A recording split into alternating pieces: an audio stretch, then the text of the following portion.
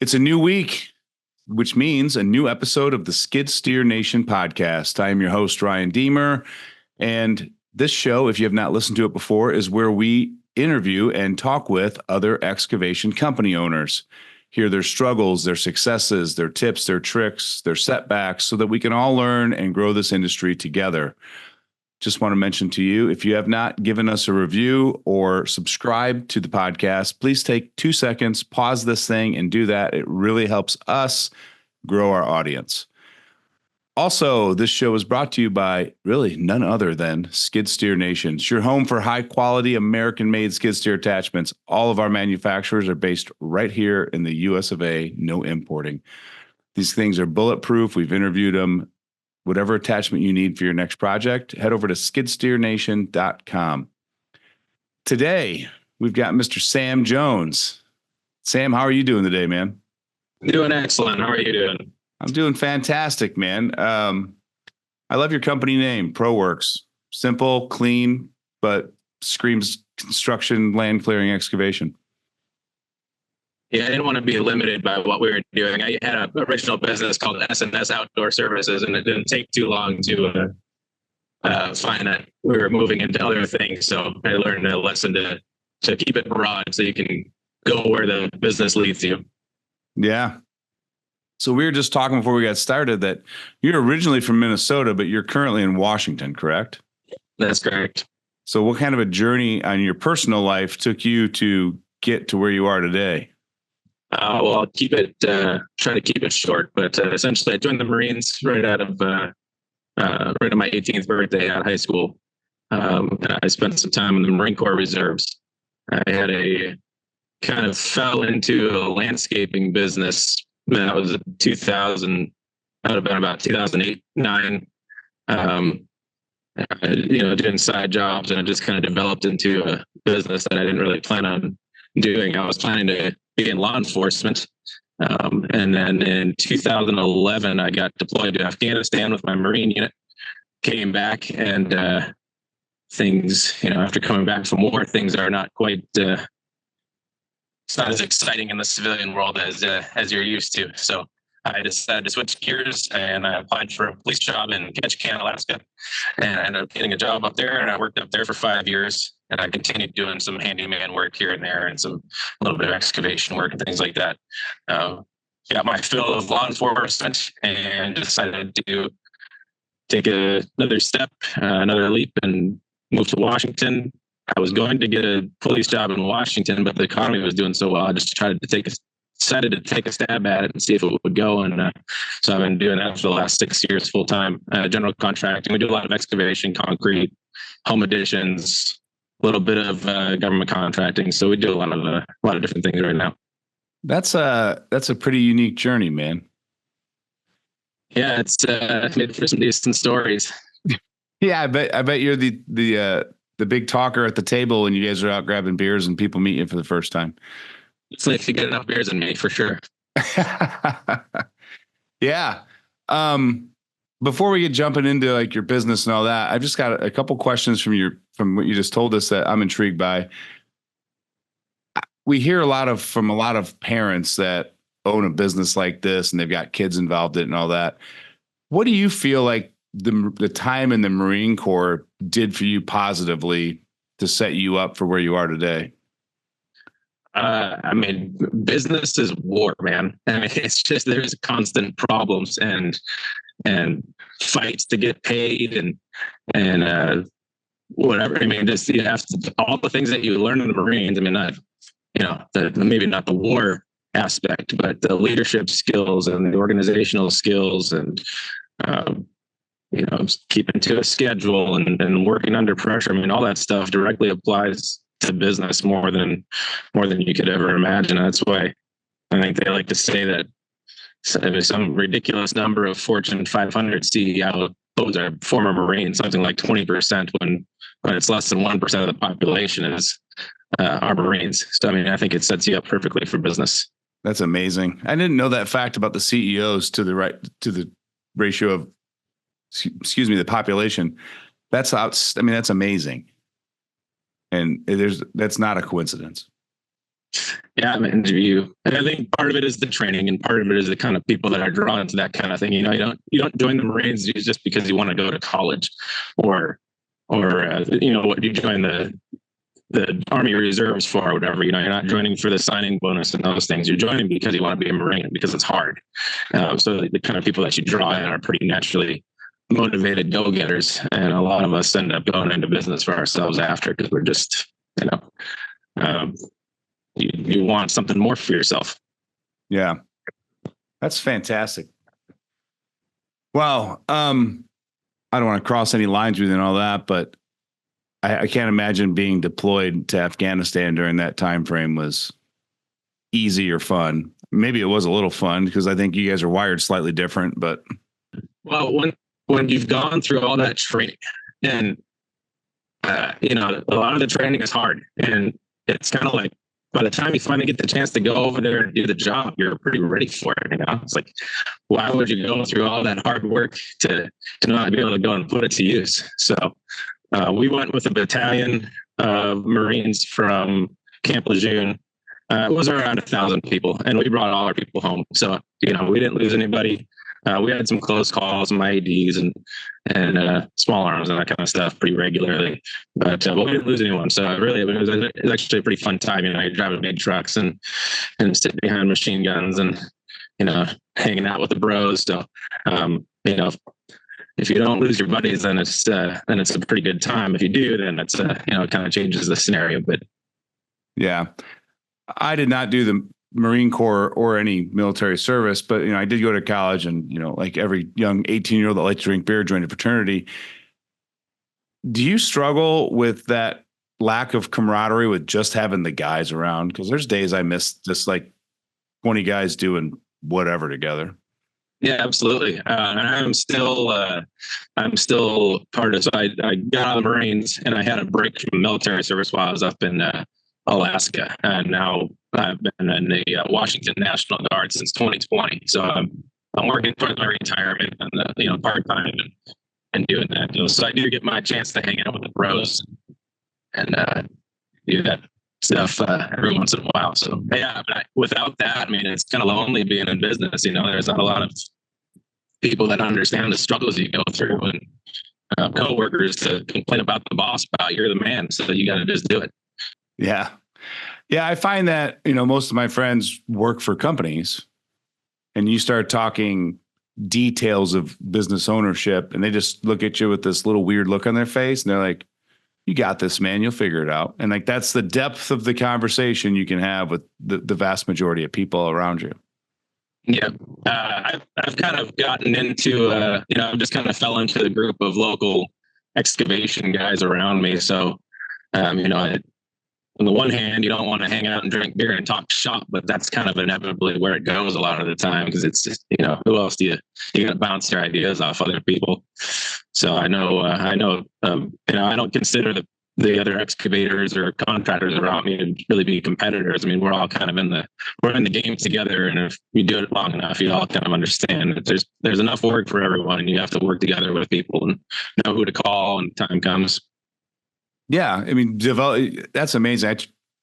Every guy I hear that's really successful, that's a common trait I hear, is that you may not be best friends with the other guys in the industry, but you're very social with them. And if like your dump truck broke down and you needed to borrow one or rent one, like you could call somebody, and vice versa. And there's that, the rising tide raises all ships kind of mentality.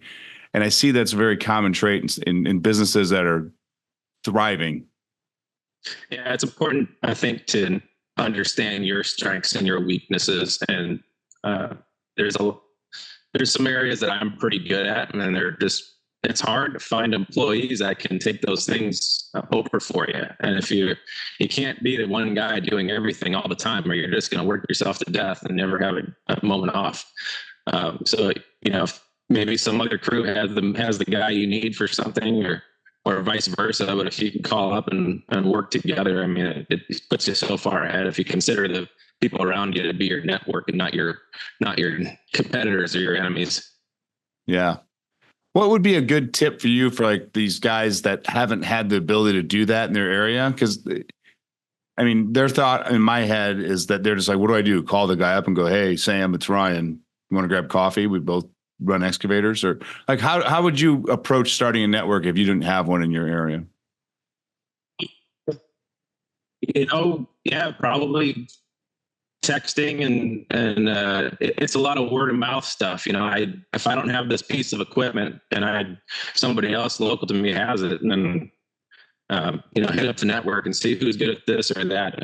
Just for instance, I was looking at a job to install a new water main to a house not too long ago, and I didn't know what the process was to tap into the city's water main. So I called up my plumber, said, "Hey, we can dig the trench, we can throw the line in there. You can help with the plumbing deal." And he had the number for the guys. Apparently, there's some company out there that's what they do is tap into the water main. That's their one thing. So now I got that info and I can use it for the next one. So, I could have fumbled through it maybe and screwed something up, or call the people and get it done. So, yeah, I love what you talked about, like understanding your strengths and weaknesses. I think it's, excuse me, and I'm no exception to this rule, but it's so easy to just focus on trying to do everything and not actually assessing it and going, am I best suited to do this particular task? Yeah, I think a hard thing when you start getting a crew is understanding that your personal strengths and weaknesses are not what I don't necessarily translate to the company's strengths and weaknesses. You have to look at what your crew brings to the table too. I've kind of stepped away from the owner occupied remodels on the contracting side, because it's really hard if you're not the guy there working in someone's master bathroom or something. You care the most about your business. When you hire a bunch of other people to go work on that stuff, it's just really easy to start going down the wrong path, and people aren't happy at the end. It's just the simple things like not cleaning up quite as good as you'd like, or getting a little bit of paint on the floor or something. So those are the kinds of things that I could do myself, and in the past I've got people really pretty happy. But if you start hiring those things out and grow a business, and you're trying to step away from being in the field, and maybe that's not the path to go. Like my crew and I were a little bit better suited for being out in the woods and working in the dirt and working in concrete. That's what we like to do, and that's what we're good at. So we're just kind of stick with the things that we like to do and make us more money.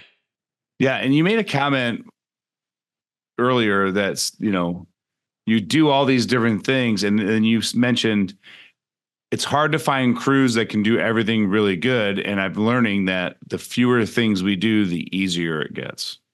Yeah, absolutely. I love variety. I like doing a little bit of everything. I mean, I don't care what you're doing. You could be setting off bombs every day, and it's not going to take that too long, and it's going to get old and repetitive after a while. So I really like, I'll dig holes, I'll hang windows, I'll do trim or whatever. Probably not roofing. I don't really enjoy roofing, but anything else, I like doing it. But that doesn't always translate to making money. You're better off.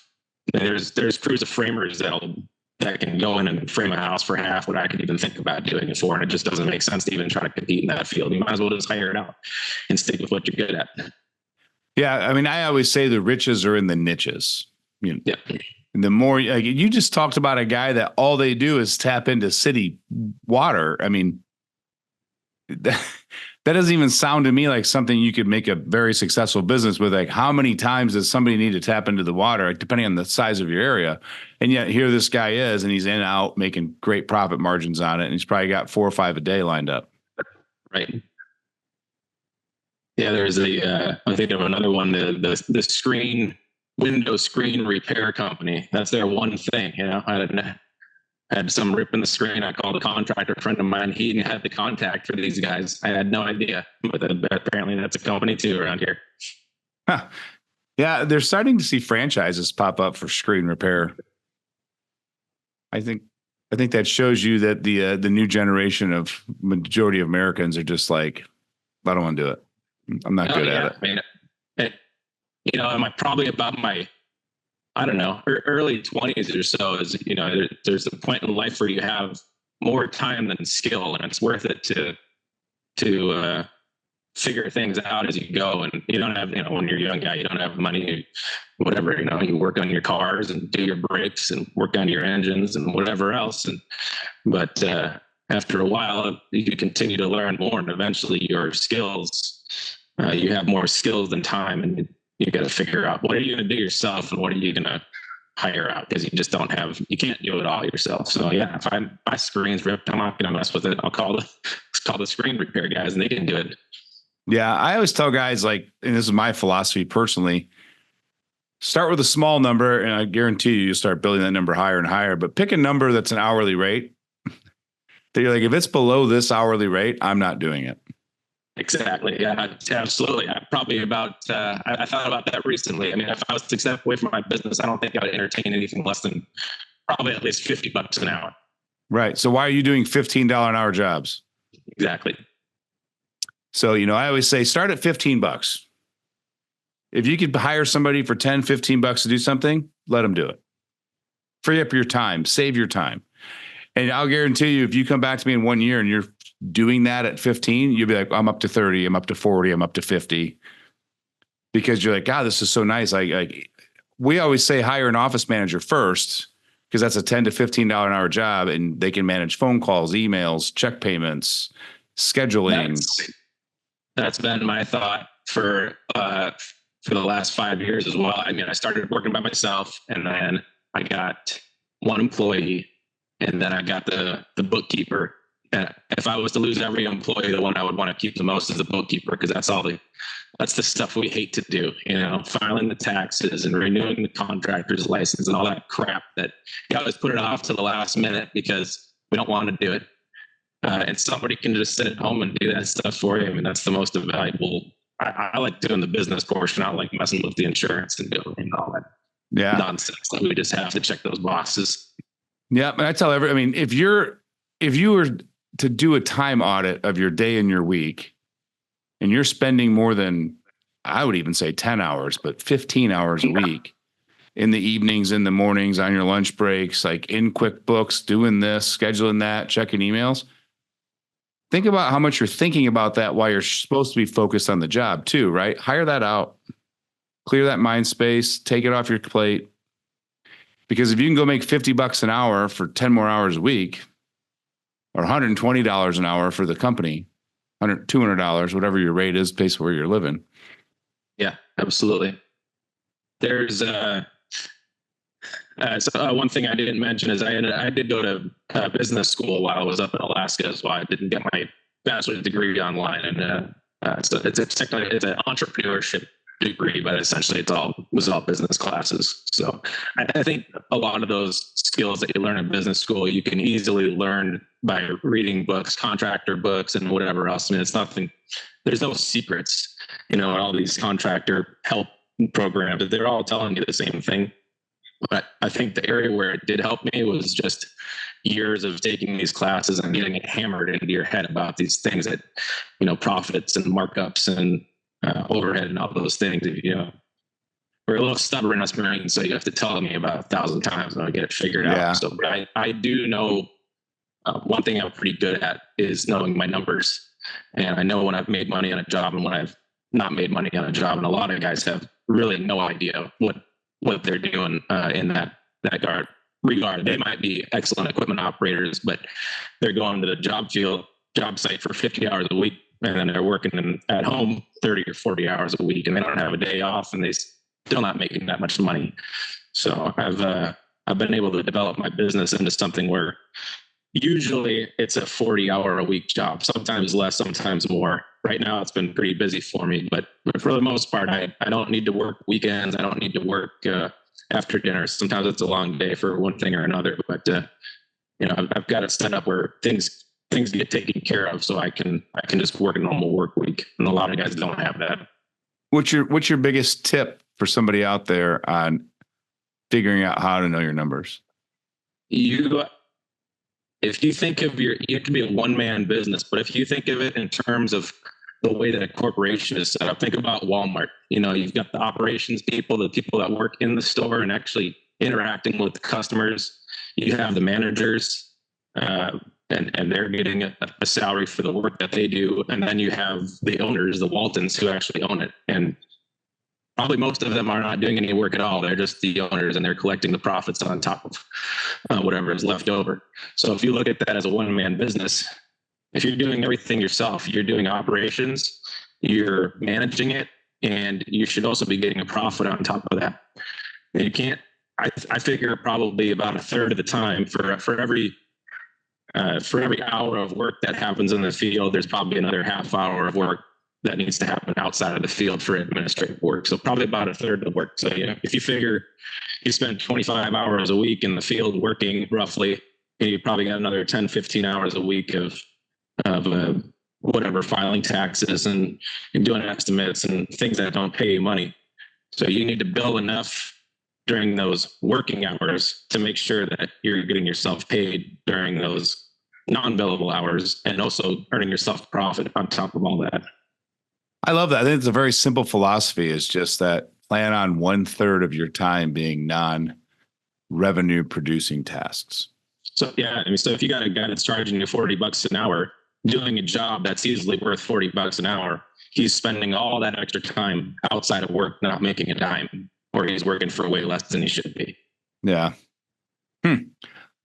Yeah, we find, I shouldn't say a lot, 'cause I've found quite a few guys, though, that they haven't even figured out their daily operating costs. So they just go, well, this is what the market charges. And I'm like, yeah, but can you support? Like, if the market's all 60-year-old guys with paid off equipment, you're going to go bankrupt. I heard a good line about a year ago, and essentially, because I've heard that a lot. Well, that's not going rate.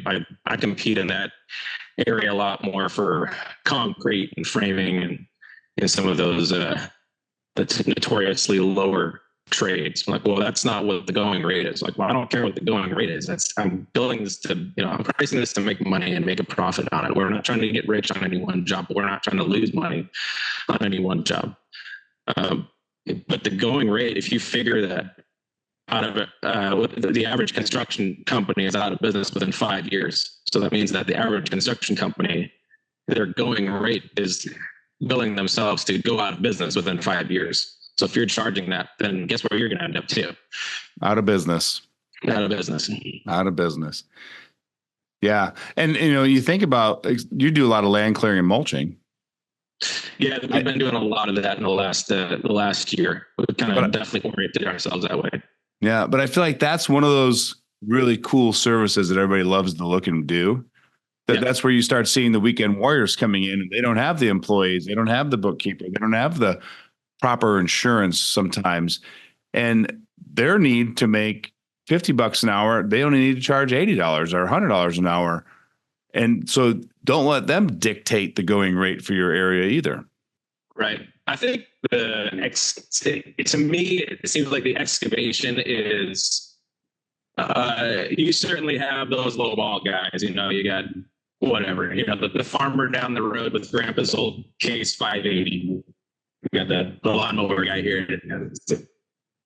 So yeah, you got the guy down the road with grandpa's old Case 580 that's leaking oil all over the road. Sure, they're going to come in and work for cheaper, but generally, the businesses that invest in excavation equipment, we've got big bills to pay.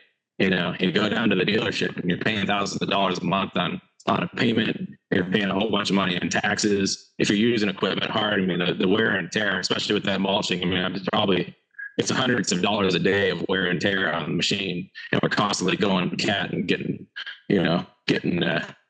raked over the coals for some piece that looks like it's worth $5 and it's $2.25. So yeah, it doesn't take very long to weed out the underpriced guys, because the expenses add up so fast in this game.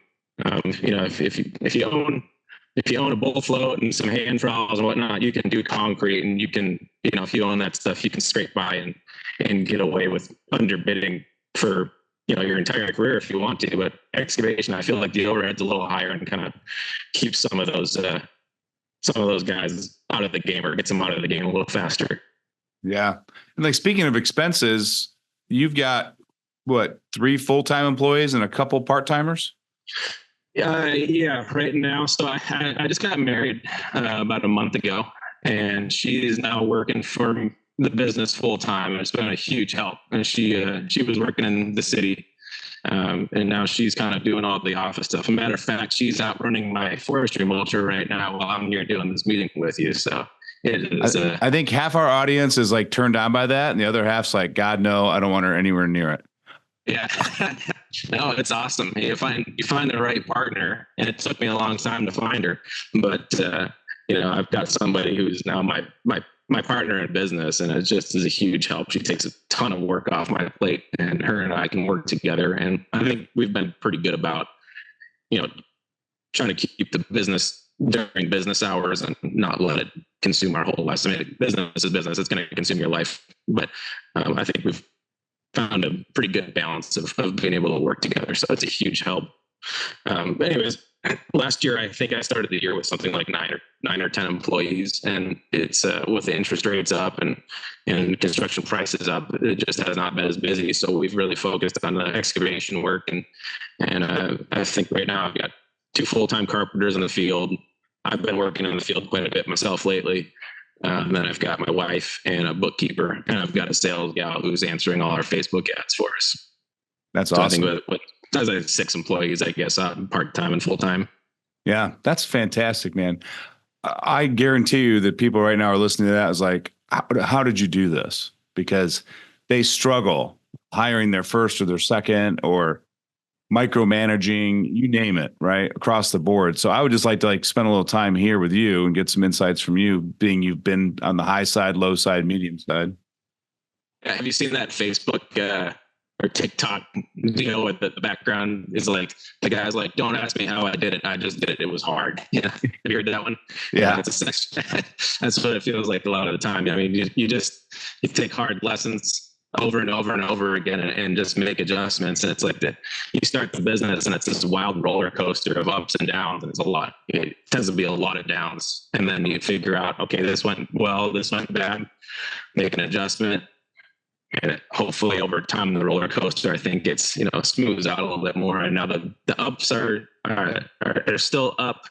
The downs are not as far down as they were a few years ago. So you just got to figure things out as you go. If you don't have a family business to walk into or buy an existing business from someone, and nobody's born with those skills. If you're not raised in those skills, a lot of it, you just got to figure it out the hard way. But I guess what I'm saying is when you were a solo operator doing all this stuff yourself, how did you go from 1 to 2, 3, 4? You just kind of go out in necessity. So when I moved to Washington, guys are going to hate on Angie's List, but I've gotten a lot of business through Angie's List.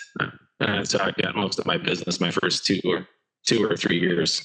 But I go out there, get a lead, answer the call, go out and estimate it, line up a job, go work the job. I'm one guy, so I'm a little slower than a crew. So I'm maybe, it doesn't have to be a huge job to keep me busy for a couple of weeks. And, I was probably underpricing myself for the first 6-8 months or something. And I kind of adjusted my prices and had things pretty good and stable, working in the field, probably, like I said, that 30 hours a week, and then managing the business. Then I got into some bigger jobs, and I was finding myself working in the field more and more. So it's like, I think I need some help here.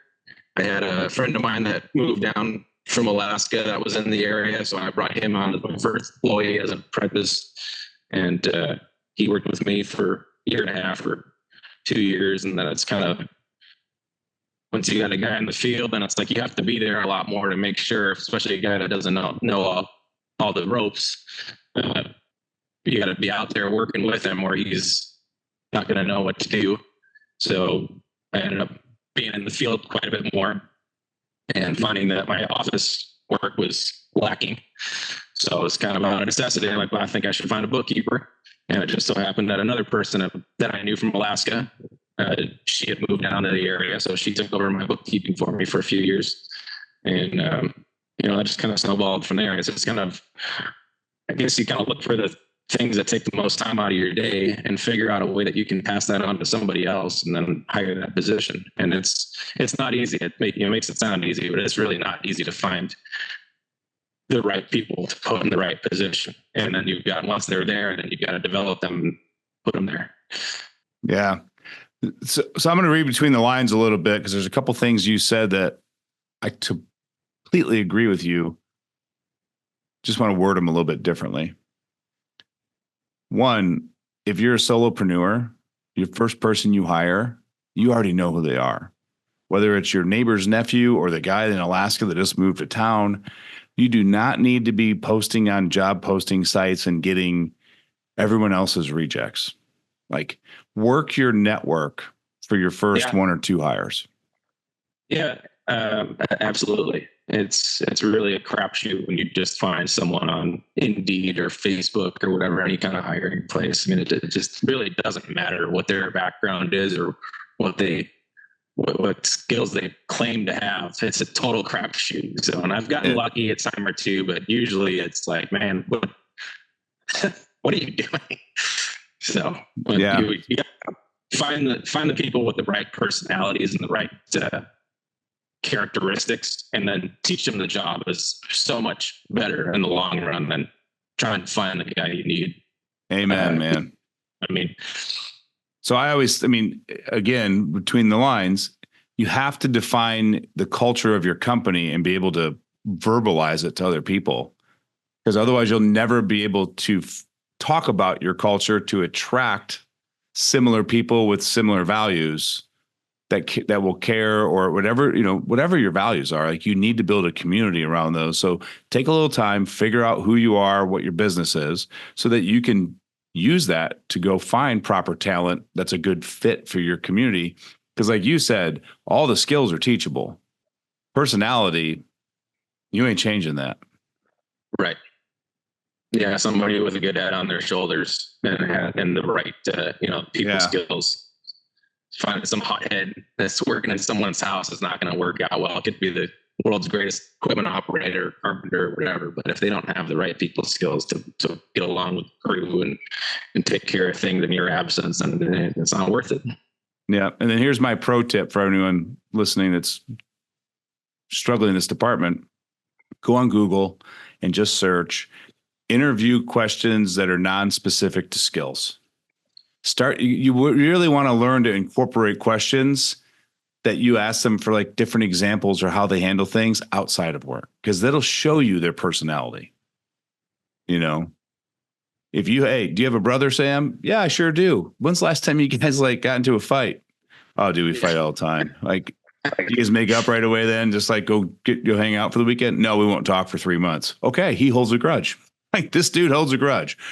Right. Yeah. Like, those type of questions will lead you to the type of character and personality people are. If you can get out of, do you know what an excavator is? And do you know how to start? What's the proper grade for that? You can teach that stuff. Yeah. Yeah. And how fast will they pick that stuff up too? It's someone with a willingness to learn and curiosity, and someone who continues their own education. The one you get to do new work, the employee that comes back and said he was on YouTube last night checking things out to see, because it's something they haven't done before. Like, that's things that you really want to hear. I don't care if you haven't done it before, but if you don't give a damn, you're just showing up to get a check. I mean, that's way different than this guy who's putting in the effort, and that's somebody worth keeping around. 100%, man. 100%. In fact, I would invest double my effort in people like that, because you can tangibly see the improvement and the genuine excitement when they learn something new. Yeah. And there's all those business things, they all take time to develop. I don't care. I went to college for it, and it's still been a journey and a struggle and just a lot of hard lessons. Like I said, sometimes those lessons, maybe I have to learn those lessons. But you're getting your PhD now, and that's called School of Hard Knocks, and nothing's free, right? Right. I went to college in the 90s, Okay. So there was no entrepreneurship program, right? It was just different business programs. So I Yeah. remember the first time, God, it was probably 10 years ago when I saw this entrepreneurship program. And I'm like, what are you going to do? Just take people out behind the school and kick them in the nuts 7 times and tell them to stand back up? Because there's nothing you can teach me in a classroom that prepares you for owning a business. Nothing. Yeah, like I said, the hardships and the falls and getting yourself back up. I mean, that is just that's a character thing. You have to you have to tell yourself that you're going to make it happen no matter what. Because if you don't have that in you, then it's just not going to, if you're not going to make it. The business classes, it's you need to figure out your numbers and how to market and advertise and those kinds of, those are the kinds of things you learn in school, right? Like, Yeah. Being the entrepreneur, it's not anything you can teach. It's just something you have to do. It really is. So I always laugh when kids are like, "Oh, I'm in school for entrepreneurship," and I'm like, "Just start a business." I think it helped me quite a bit. Like I said, all those skills, you can learn them from books, but having it hammered in your head over and over and over again, reading, being forced to read these books for school and articles and whatnot. I think, just as an example, like the marketing expenses, there's a lot of guys that think they're going to survive off of word of mouth. And some of them do pretty good. I mean, if I was a local guy to my area and I knew everybody, then maybe I would be able to do word of mouth. But I showed up to a place where I didn't know anybody and it just started everything from total scratch. But I know from business that the average, the big corporations on average are spending something like 10 to 15% of their revenue on marketing. So if you want to do $1 million, then it's not unreasonable to spend $100,000 or $150,000 on marketing to make that happen, which seems outrageous. Maybe, probably $150,000 of advertising for it to make $1 million is, or to do $1 million of revenue would be outrageous. But if you hire somebody to do your marketing for you, by the time you cover their salary and pay for marketing expenses, and you probably are hitting that 100,000, 150,000 mark. Pretty on par. Yeah, I mean, you're not far off. I think our marketing budget, hard dollars for just paid ads, is probably around 7%. Yeah. But I have a full-time employee that does nothing but creates content, videos, images, and then I hire a company to set up, manage. So if you add all of that into it, we're probably right at 10%. Yeah. So those are the kinds of things that hammered into me. If you talk with other guys and like, oh, that's outrageous. How can you spend $10,000 a month on this or that? Well, I'm spending probably right now like $5,000 a month on Facebook ads, somewhere in that range. But that's like driving our whole business right now. Yeah. But almost every day.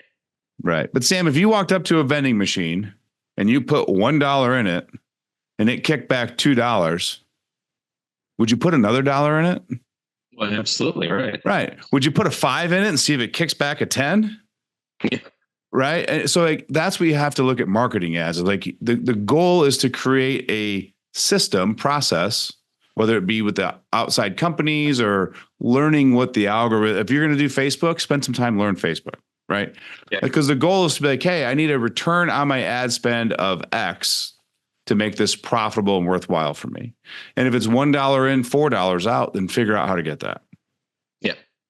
Yeah, absolutely. So those are well-learned lessons from school and from experience. And like I said, those other guys that they just haven't had it hammered into them like I have. So I'm okay with spending that budget. And when finances get tight and things are not looking right, it's natural to be like, well, maybe I should cut these Facebook ads down. I'm spending a lot of money here. That's the last thing you should cut down. If anything, you should crank those up and get your sales back on track. Yeah, it's like Warren Buffett says in the stock market, right? Like when there's blood in the streets, invest. Yeah. When there's blood in the business, go invest in the business. Like don't look at it as an expense. If you have $1 left, that's where you spend it, is marketing to get the next job and keep the show going. And like you said, go find some people to help you with it. Yeah. But like you look at Nike, there's not a person on this country that doesn't know the name Nike. And yet you still see branding billboards. They're not selling anything. You see branding TV commercials because the brand is super important. That's another big one too, is getting the brand hammered. I mean, you can see my nice Proworks hat. I got my Proworks shirt on. We have the brand. And people are telling me I have one pickup truck right now. I've got a couple other vehicles, but one pickup truck. Guys are like, "Oh, we see your trucks all over the place." I'm like, that's just because I got the logo on there. And those kinds of things that I've been at for 5 or 6 years now here in Washington, those are starting to come back, and we're starting to get more of the word of mouth is increasing. And just kind of the brand recognition. I've seen you guys around a lot, and finally needed a job, and we called you first because we know you're whatever. We know you're in the area. We know that you do good work and so on. So getting that online presence, the good Google reviews, all those things, it takes time to build that up.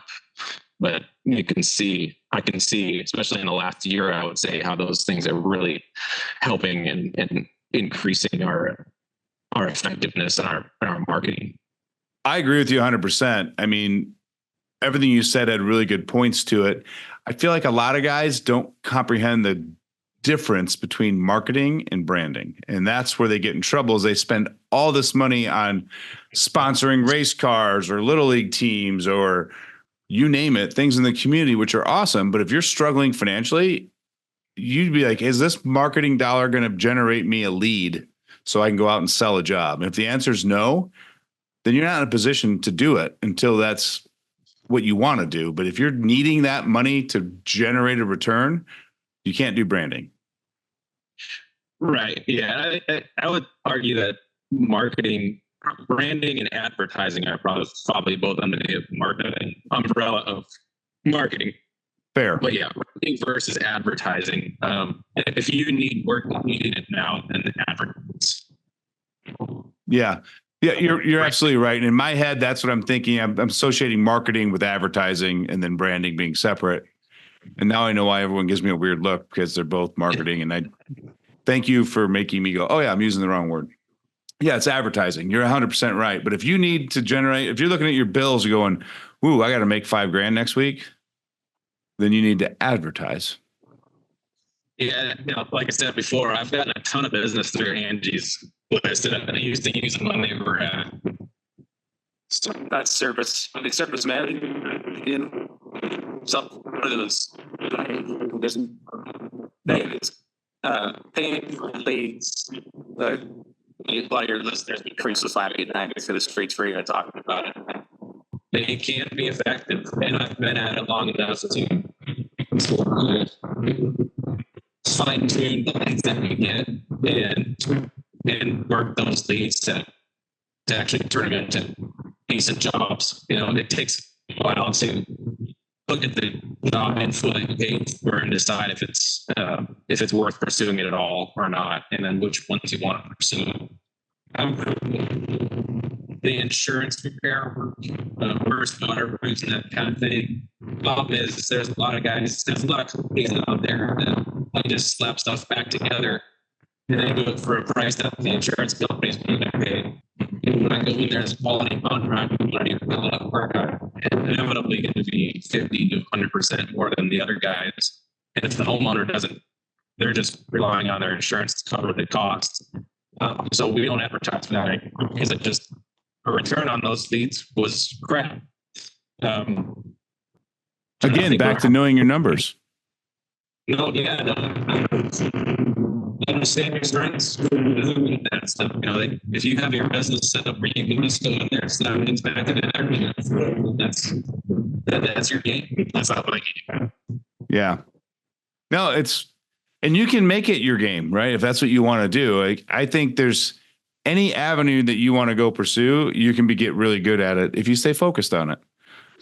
Yeah, I think I've got an attention to detail and choose quality over quantity. I'm not the multi-million-dollar mansion waterfront builder. That's not stuff, but somewhere in the middle. So I have learned that better than average, but it's kind of where we go. Yeah. And that's just getting to know your role, like your ideal customer, and you want to go work for more of those people. That's just a maturation process that you go through as a business owner, because you reach a point, and whether it's year 2, 3, or 4, you're like, I'm tired of doing those bullshit jobs for those bullshit customers. And I get calls from the house flippers a few years ago. They want to do this, that, and the other thing to fix up this house. And I went and looked at a few and negotiate prices back and forth, and just like you're to try to make the numbers work for. I'm thinking of one guy in particular that I work with. I'm trying to work with on a few jobs. To try to make the numbers work for him, I had to change a lot of essentially my principles as what I thought was a good job or not a good job. And I'm just trying to bend over backwards to make it work. We didn't end up working together because somebody else was cheaper. Still, it's like, it's not worth it. So I don't know, when guys call for that, so hey, this kind of business, you're that kind of business, our numbers are probably not going to match up. No problem, it's a conversation with another son. Yeah, we're having a little bit of audio difficulty with you, Sam. It's just kind of cutting it out. I don't know if it's the wind outdoors catching you or not, but Wait 1 second. There goes the beautiful scenery, everybody. No, you're right. And again, going back to what we talked about, if you don't know your values and your principles, then you're willing to compromise them. Oh, this is a better view, actually, man. You got the pup with you, rocking and rolling. All right, we got it worked out. Yeah. Yeah. See, adapt and overcome, right? Yeah, exactly. Yeah, it was nice and sunny out there. Jesus Christ, I don't know what happened. Yeah. What's our new co-host's name back there behind you? Oh, that's Willow. That's one of 3 dogs. Okay. Yeah, we got a real circus. I think, she's so cute. Yeah, there she is. She's cute. She's a good dog. Yeah, I got one dog and it was awesome. So we got a second one, and then we ended up with the third one, and I was like, this was a terrible idea. Yeah, I was good with 1, and now we've got 3. Yeah. So. We're going to end up with 2 before I know it, but there will be an extremely hard line after 2. Yeah. 3. Well, we like to take them to work with us too. So, riding around in the truck. 1 is good. 2 is a bit of a crowd. 3 is, like I said, that's a circus. So my friend has 3 kids, and his analogy of this was perfect for anyone, like even 3 pets, in my opinion. When you have 1 dog or 2 dogs, because you're a partner with your wife, right? Like, you can play man coverage. It's like the moment you add that 3rd kid, it's like straight to zone defense, and the whole game scheme, the whole game script's out the window. Like, he's like, now you're just reacting. Yeah. Yeah. You go from succeeding to like, just don't let them get killed real quick. Yeah. Oh man. Oh, where were we? Marketing, advertising, last dollar. I was telling you about Angie's list, I think. Let's pick up from there. So we had some technical difficulties. We had to switch from his computer to his phone, and we're going to pick back up right where we were with Angie's list. Okay. So yeah, with Angie's list, a lot of guys, like I said, would crucify me and drag me down the streets for even talking about it, those lead generators. But I have got probably 50% of my business through Angie's list and a couple others like it. But you just have to learn how to work those leads for yourself. And it just comes from experience and which services to advertise for and which ones don't pan out for you. So if you track your numbers and pay attention to which ones actually turn into actual jobs for you, you can tweak those leads that you're bringing in and make those dollars you're spending on those leads work more in your favor. Yeah. I feel like and myself included in this sometimes too, we've tinkered with other sites to try to do advertising. Sometimes if we don't give it enough time, right? Like I've seen so many guys make one post, they spend $100 on Facebook, they get nothing in return, and instantly their answer is Facebook ads suck. Yeah. I ran a Facebook ad for years and spent a pretty decent amount of money on it. And I had very little return on it. But when I switched to video ads, that has been a night and day different. I'm getting probably half a dozen leads a day through our of course we're posting the forestry mulcher, so it's pretty fun for people to watch, and it draws a lot of attention.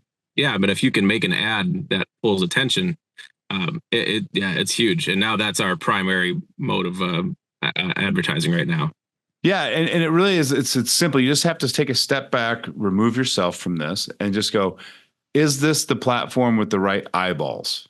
Right? Yeah. Because if that's the right platform, and if I'm not getting it to work for me, then the platform doesn't suck. I just haven't figured out, spent enough time and invested enough energy to figure out what to show on the platform to get the return I need. And when you take that mindset, I'm sorry, I'll let you go in a second. When you take that mindset, that's when you can start getting good. Like you switching to video, it's not Facebook's ad sucks. It's, that type of ad doesn't work for our market.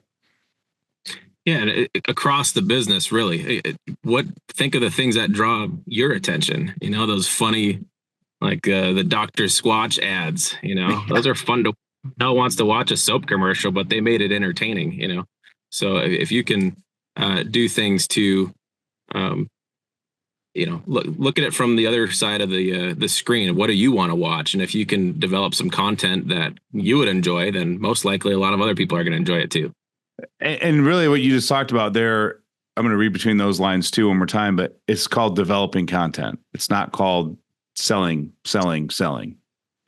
Yeah. Right. So even if it's not funny and humorous, but if your content is educational as to how this machine works and what it can do and different rates and flows of different woods and depths for stump grind, like people that have any interest in that at all or have that in their yard, they'll watch it. Yeah. I didn't know much about forestry mulching until probably 2 years ago, 2.5 years ago. One of my friends convinced me when I bought my skid steer to get the forestry mulcher too. And of course that thing cost half as much as the machine did, but I just went for it, and now I consider myself an expert, but I didn't know what it was, and I've been in the construction industry a long time. So if I don't know what it is, then I guarantee almost none of my customers know what it is or really what it does. So right. putting those videos up to show people what it's capable of and running ads. And, we run on our ads, we talk about kind of what our production rates look like. We can do 1 to 2 acres a day of this, or 1 to 4 or 5 acres a day of this kind of stuff. So, that draws attention and it gets the conversation started and it brings us a lot of leads. Yeah. And again, the name of the tool is a forestry mulcher. And I tell guys this all the time. I'm like, but you do land reclamation or something that people can actually comprehend and know what it means. Right. Yeah. I wouldn't have known what forestry mulching is up until a couple years ago. It sounds like I need to live in Brazil and have 1 million trees in my backyard. Yeah. Right. Yeah. Black, like kind of Ferrari area. It's like blackberry removal, reclaiming pastures, fence lines, whatever, that's like those are what people know what you're talking about. Right. So, I mean, if in your area, you could be promoting invasive species mulching and removal. Like the word forestry should never be put in it, in my opinion. That's exactly what we put on. Well, we have it on there too. Yeah. But we also have the invasive species, pasture reclamation, whatever, fire risk control, something along those lines. Yeah. So, but that's what people. So Sam, if you're having good luck with Facebook, are you doing all of those services in one ad? So I'm a general contractor in my county peninsula. Essentially, we're across the water from Seattle, so we're a little bit isolated. So I do full builds additions and full on construction in that area. But we're going across Western Washington right now and really trying to focus on the forestry, mulching, and skid steer services because I can only haul. But are you making one ad on Facebook that talks about pastures, invasive species, land, all of that? Yeah. So I have one ad that's that's for all. So I would recommend you do some testing and create one ad for each service type that you can use the equipment on. Okay. Because now you can speak for the entire 30 seconds, 1 minute about the pain points of somebody that needs more pasture land for their animals. Sure. Yeah, that's a good idea. Right. Or you can speak more about the invasive species, whether it be blackberries or the 8 other ones in your area. Like we sell skid steer attachments. We've got, I don't know, 50 different attachments or more. I don't even know how many we have on the website, 70. All of our advertising for first point of contact is a specific piece of equipment. And then I retarget with branding ads about Skid Steer Nation, American Made, the store. But I want to get somebody who's looking for a tree puller, and I want to show them my ad for my tree puller. And then after I get that, I want to show them, oh, we also sell brush cutters, this, that, da, da, da, da. And every time I leave that philosophy, I go back to it very shortly because I just piss money away for me. Sure. Yeah. But if you can solve the pain of one problem and you can do a lot of those jobs, try creating an ad just for that instead of just for the equipment that you're using for it. Yeah, no, that makes sense. Because your target market might be different too. So now you're spending your money on a broad market where you can start spending it on smaller niche markets based on specific areas, service need, all that.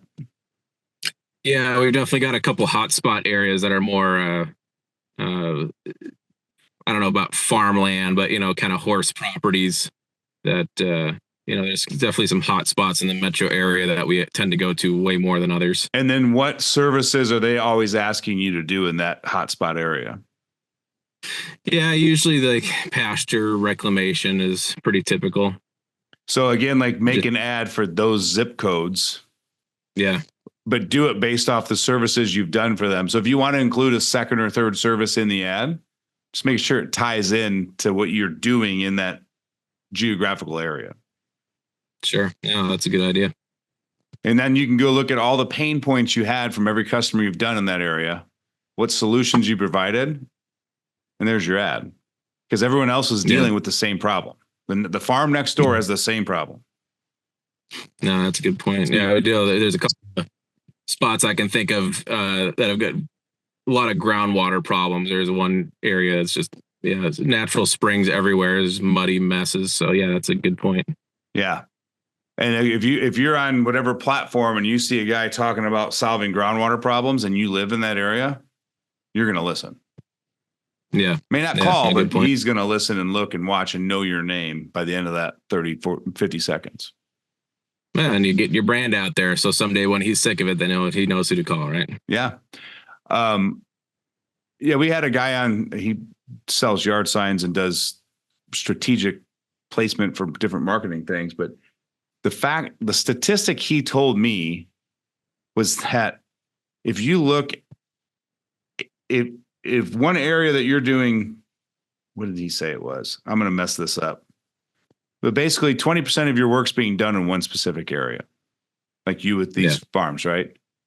Because of that, you can convert that into 80% of your work because of the neighboring properties in that area, solving the exact same problem those people have.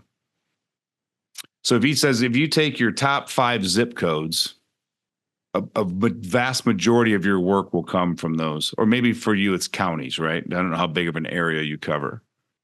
Zip codes would work. I mean, counties are huge around here, so it's we're end up working more on the outskirts in the country. But he's just saying, take all the jobs you did in the last year, put them in a spreadsheet with all the information, sort them by zip code, and then sort them again by value of service. Yeah. He goes, I guarantee you that you will see a trend that you're spending more time in specific zip codes on higher or batch size jobs because everyone in that area needs the same service. And he equated it to like neighborhoods built in the 1990s that if you owned a roofing company, because it's been 30 years, stay in that neighborhood because they all need new roofs because all the houses were built at the same time. Right. Yeah, of course. Yeah. Build 10,000 houses. They all fall apart at the same rate. Right. So the maintenance problems that those homes have, typically, if you're changing water heaters on 6 houses over a short period of time, there's probably 50 houses you didn't get to do that already had, because it's just that wear and tear and maintenance needs for those properties. And same for excavation, right? So if you're doing large land reclamation, pasture reclamation, invasive species, and you start seeing that you're always in this northeast corner, well, you're not touching the surface of what that northeast corner could actually produce if you just directed your efforts with your paid ads, yard signs, flyers, just in that northeast corner. Sure. Yeah. So do you guys, as far as is this what you do with your advertising? Do you go for any certain geographical areas or just kind of cover the whole country? So we'll go back and forth on that. So what we typically do is follow the seasons because we're entire United States. Yeah. So I'm not going to show a snow pusher ad in Florida. Right. Right. And I don't think I need to be showing a brush cutter in Minnesota in January.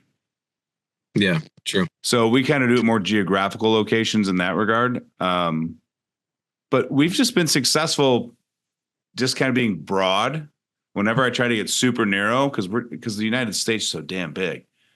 But I do find that we sell an enormous amount to Texas or we sell a ton to Florida.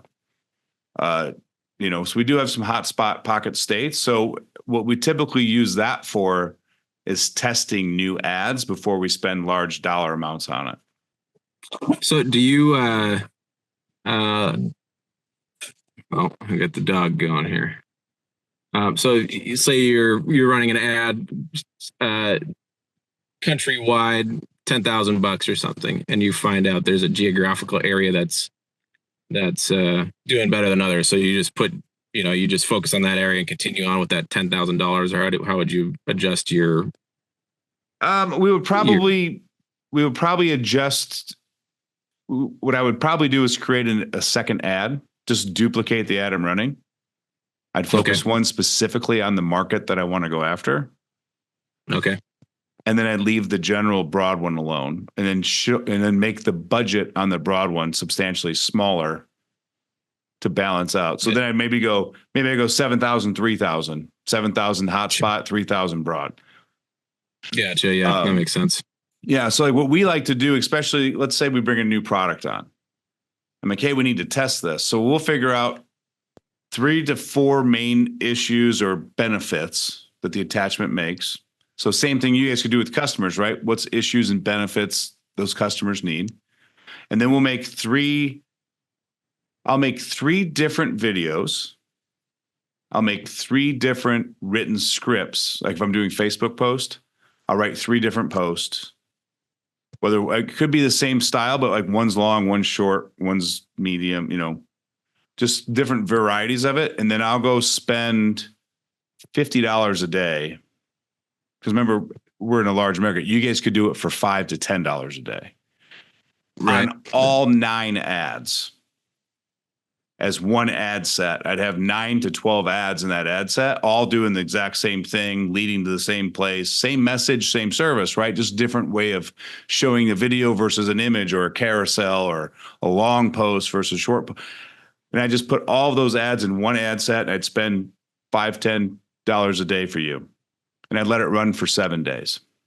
Okay. At the end of the 7 days, you will have 1 to 2, possibly 3 that are just substantially outperforming the other 12 or 9.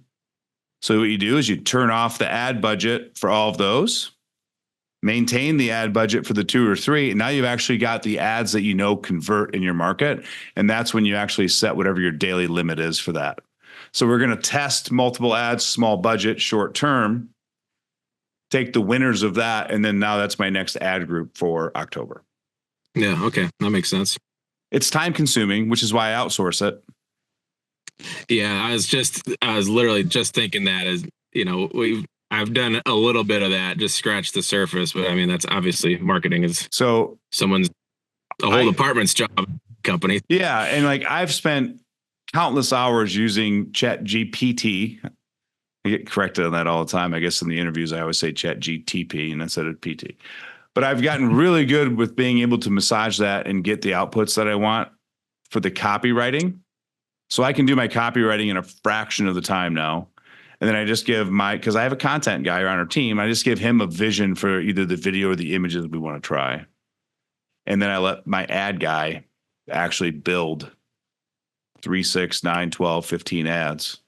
And I just tell them how much we want to spend per day on that. And I don't even look at it for 7 days because I don't want to be judged and say, oh, well, this one's doing really well, let's turn the other ones off, because that could be a fluke that day. I want a 7-day range to make my educated decision of what I'm going to do next. Yeah, I've noticed we get probably half our messages for the week on the weekend also. So then create a second ad, weekend only. Yeah. There's way more traffic on the weekends. Yeah. And our sales gal that's taking care of our Facebook ads for us, she's active, quite active on the weekends, following up with them right away. So I think that's a huge help to converting those into huge. That's where we suffer on the weekends because our entire team works Monday to Friday. So if I personally don't do it, it doesn't get done. And most weekends I don't do it. Yeah. Sometimes people want to chat right now. And if you can answer right now, then you can, a lot of our jobs, we can sell it with just a few, we get your address, some details and some pictures, and we can give you a decent idea what needs to happen. We can sell it right then and there, be done with it. Yeah. Speed wins, man, which is, again, if you're out doing all the service work, how many jobs are you losing because you let them go to voicemail or said, I'll call you after work and retired and forgot, or.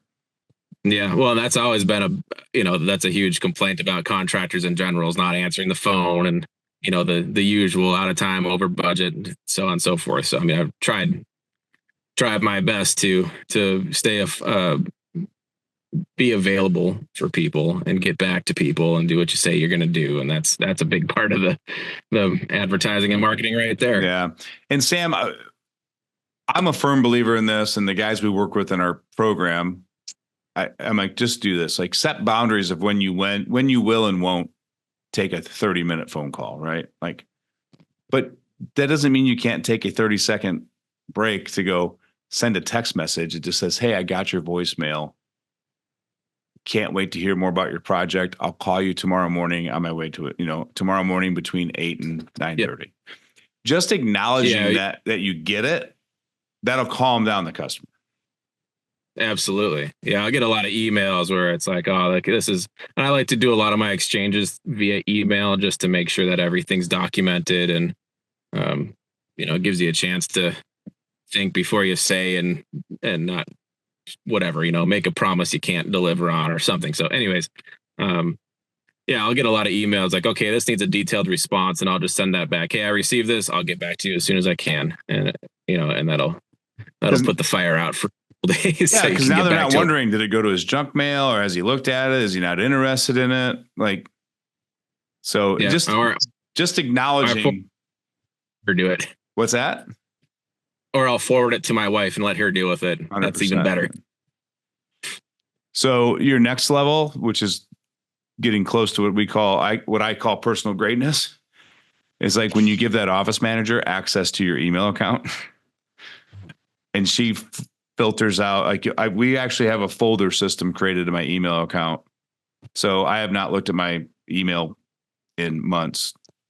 May not always be a good thing, but so Kim has things that I need to reply to, things she just deleted, things that she answered because she knows the answer to, things that she's waiting for me or waiting for, and she just manages all that. So like, how many times does somebody need something from you via email or text? That's super simple. Yeah. Right. Like that office manager could have, here's the phone number. Here's this, or, let me resend you that estimate, whatever it is. It just takes it off your plate. wherever you can eliminate work for yourself as the owner, there's never a shortage of it. So whatever you can, I mean, you have to make a point of passing off everything you can so you can focus on doing what you should be doing as the owner. Yeah, and it was really like, it sounds so good, and everybody's like, I know I need to offload some of this stuff. It wasn't until like this guy just explained, and literally the name of the book by Dan Martell is Buy Back Your Time.